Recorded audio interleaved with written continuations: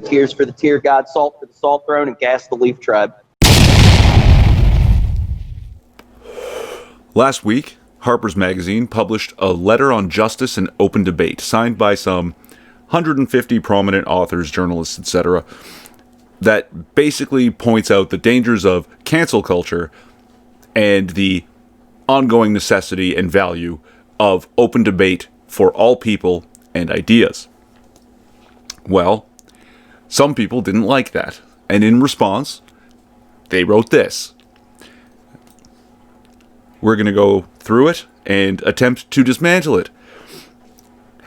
I apologize in advance for the length of this video. They've turned on the diarrhea cannon for 5 minutes, and it's going to take a lot longer than 5 minutes to clean up all that crap. I'd say grab your popcorn, but I'm honestly not sure that this is going to be that entertaining. But if you're going to stick through it with me, buckle up. We're going to be here a while.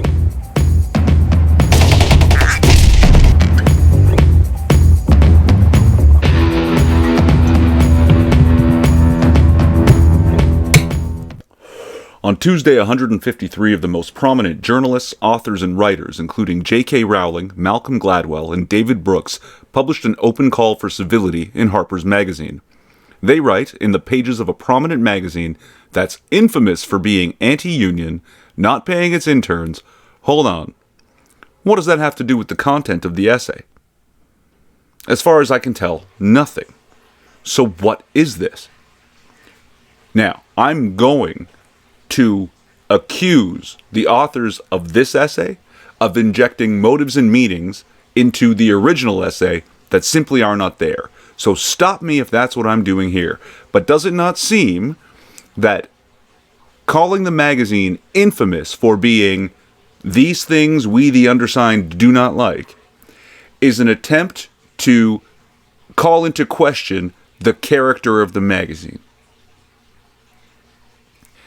And firing editors over editorial disagreements with the publisher, which to me just sounds like the purview of the publisher.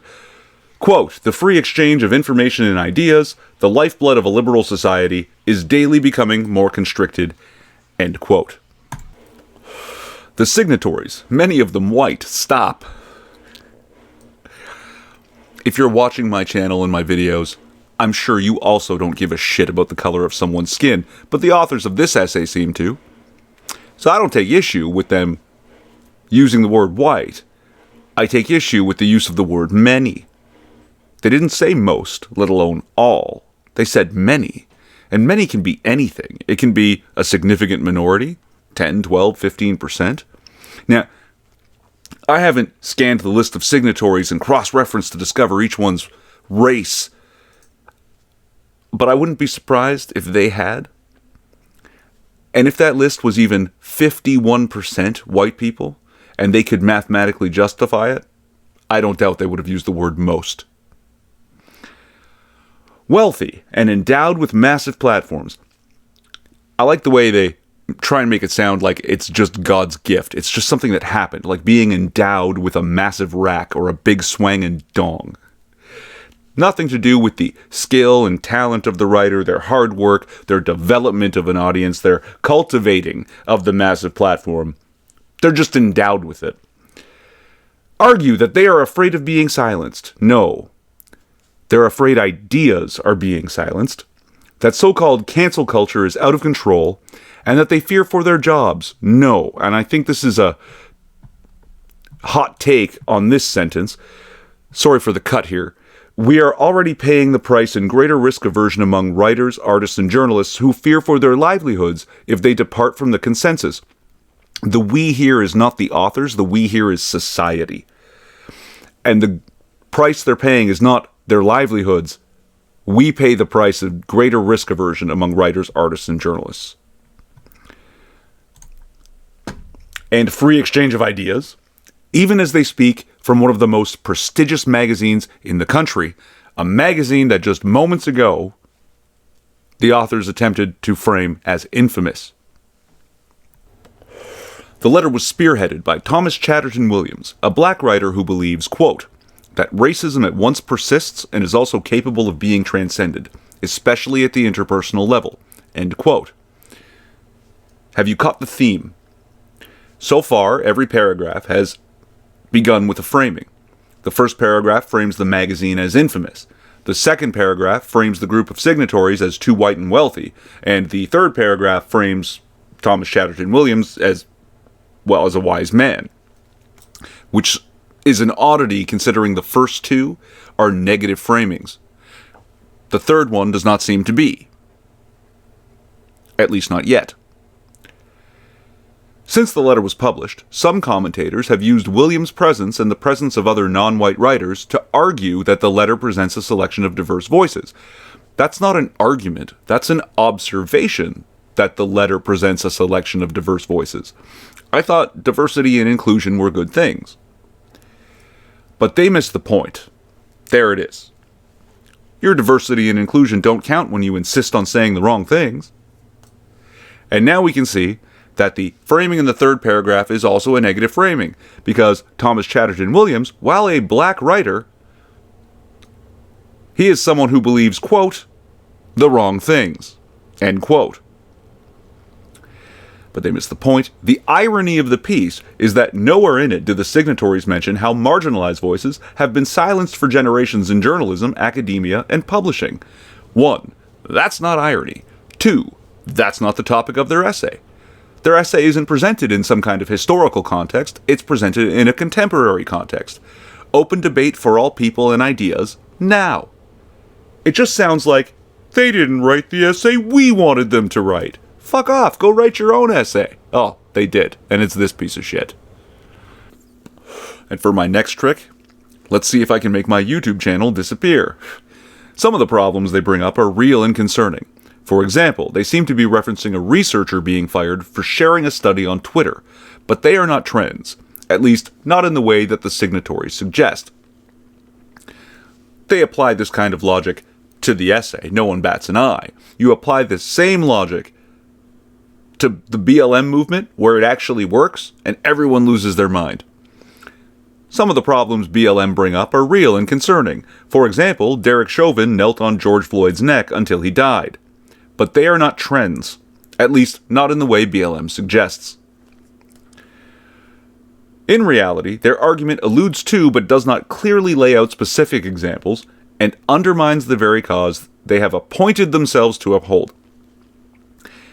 They don't clearly lay out specific examples because they're not arguing the merits of each example. They're arguing the general idea generally, and the idea that that would undermine the cause is a non sequitur.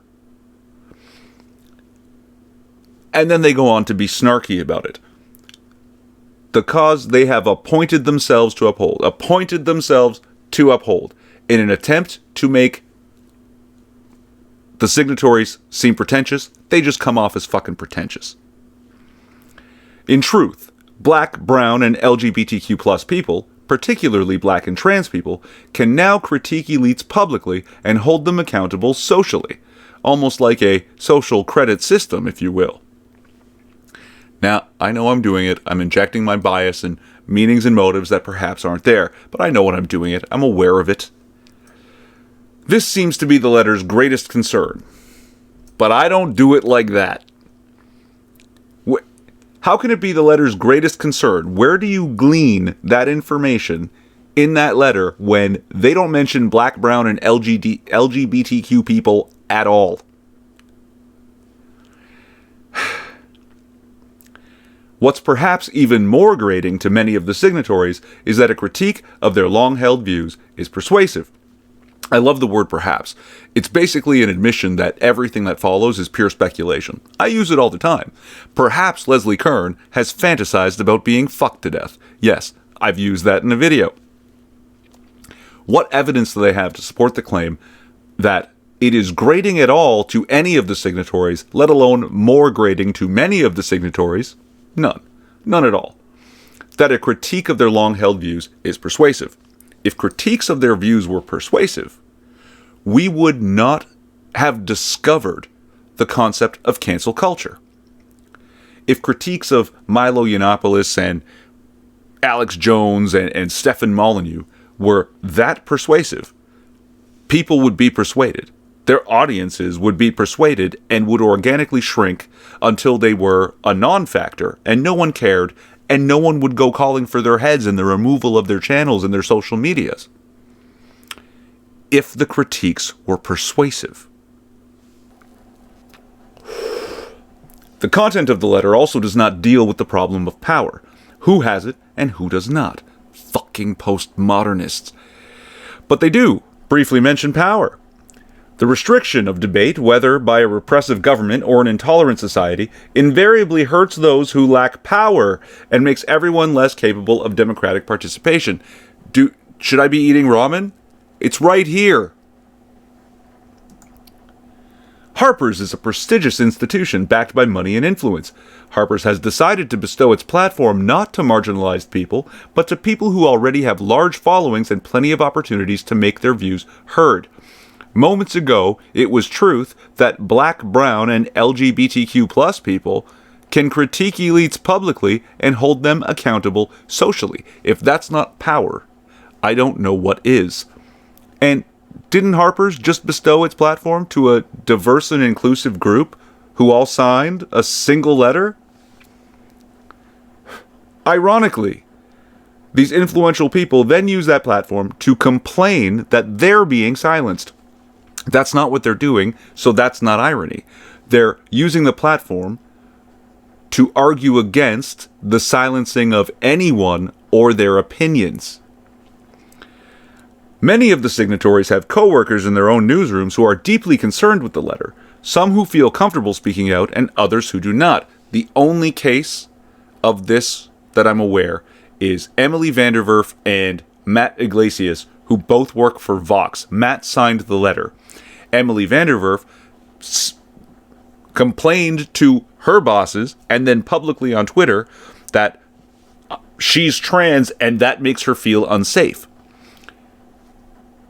She also included in the letter to her bosses and the public statement that she does not want Matt to be fired or reprimanded or even asked to apologize, which insinuates that she knows damn well that there's no reason to be uncomfortable about doing this because one of those three things is going to happen.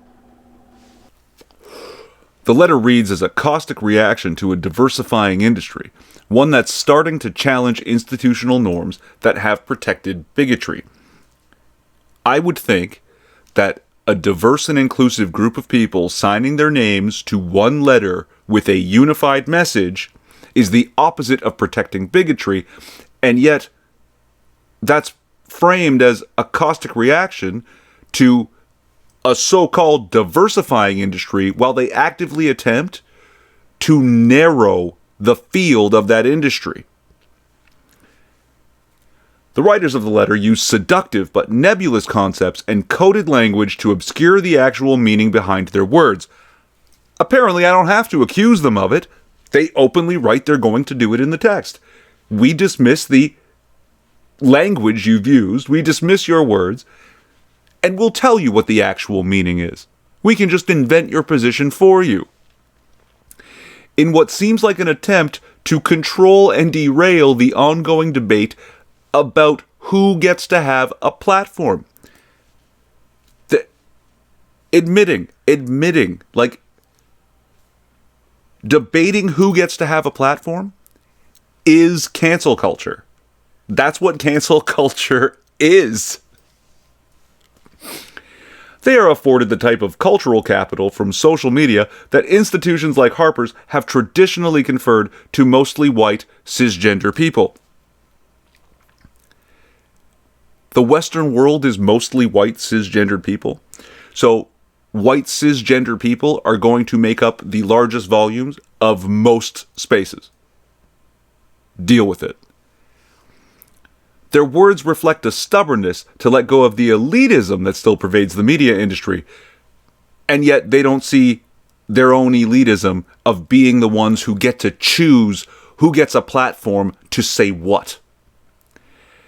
An unwillingness to dismantle systems that keep people like them in and the rest of us out. The people who wrote this are clearly people who are in, so what do they mean, us? What the fuck is that? And people like them in and the rest of us out. It's like describing a pie chart, and different groups have different shares of the pie. Their solution seems to be the people we don't like. Is it the white wealthy people? Is it the people who disagree with us? They got to give up their pie. And we'll determine who gets the pie. Where in a letter on justice and open debate, the answer is, let's just bake more pie. Let's bake tons of motherfucking pie. The Harper's letter cites 6 non-specific examples to justify their argument. It's possible to guess what incidents the signatories might be referring to, and it's likely that if they listed specific examples, most wouldn't hold water. But the instances they reference are not part of a new trend at all, as we explain below. Yes, they are going to pull out specific examples from the vague allusions in the letter on justice and open debate. They're going to do the work for them. Now, here's the thing. It doesn't matter what efforts they put in to trying to debunk those claims. The fact that they know exactly which incidents are being referenced, and that the claim that it's not a new trend, that's the most damning thing against this piece they could have written. When the signatories claim that, quote, editors are fired for running controversial pieces, end quote, they seem to be arguing it's a problem that James Bennett, the former opinion editor of the New York Times, was fired. In reality, Bennett resigned because black staffers risked their jobs to publicly point out that Bennett had signed off on an opinion piece that called for the use of the nation's military against its own citizenry for exercising their First Amendment rights. This is a blatant lie. They have the gall to link to the Tom Cotton piece that calls for the use of military to suppress riots, violence, burning, and looting when police have been forced to retreat either by orders or by being routed. The First Amendment rights claim is a blatant lie. Bennett first defended the piece, then admitted to not reading it before publication. I think that sounds like a backpedal, just an attempt to escape, but let's assume that it's true. The Times itself admitted that the piece was not up to its own editorial standards, and its publisher said in a letter to staff that the piece was emblematic of a, quote, significant breakdown, end quote, in the editing process. This is the company distancing itself from the employee who is being forced to resign. It's the illusion of choice. He's either being coerced or bribed into leaving, made a scapegoat, and taking all the blame with him. That's how that works. Irving, how is that different from the publisher's purview? When the publisher and the editor just butt heads and they get rid of them, that's one thing. But when staffers, who apparently are risking their jobs, rouse an internet mob to thrash and complain and call for heads, and then the publisher just capitulates, that's a little different. I mean, it's still their purview, but don't think they didn't do it. The signatories of the letter seem to be suggesting that all viewpoints should be published in opinion pages with no limits on what those viewpoints might be. They don't argue that they should be published, only that they can be published, with no limits on what those viewpoints might be. They never tell us why opinion pages like the ones in the New York Times shouldn't publish opinion pieces by flat earthers or explicit calls for violence. Holy shit, did you catch that? There's literally no reason not to publish a flat earth piece in an opinion page. I think there might actually be some merits to it. Some of the flat earthers are actually fairly well versed in the literature and speak well enough, argue well enough, that they could be persuasive to a layperson. And printing it on a large scale would allow many eyes to get on that article and allow interested scientists to read it, write a counter article, thoroughly debunking every argument and convincing the layperson once and for all that the Earth is round. Also, the massive fucking conflation between what is a wacky, off-the-wall belief and a direct call to imminent, lawless action. How fucking disingenuous, like, that is so disingenuous, it is a lie to conflate those two things. I can only imagine two reasons that kind of ridiculous conflation might make its way into a final draft of a piece like this. One, it is indicative of how stupid the author is.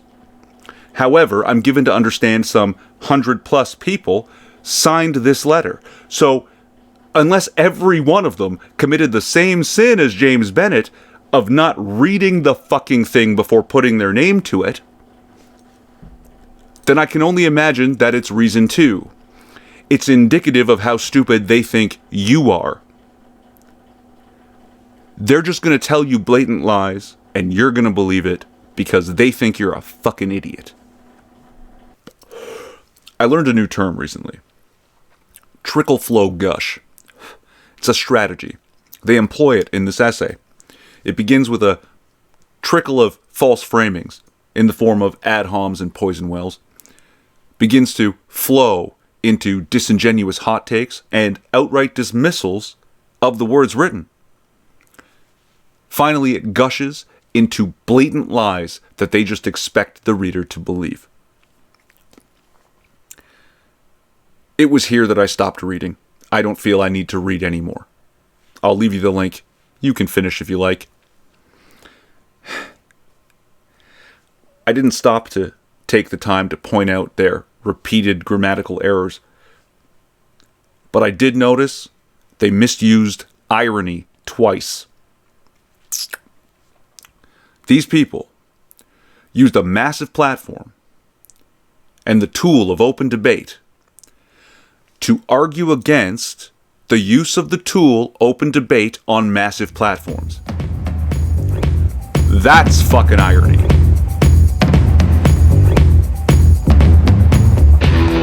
Relevant links to shit I said in the description? Maybe. I'm Irving Twin. Like, subscribe, or don't. It's a free country. At least it used to be.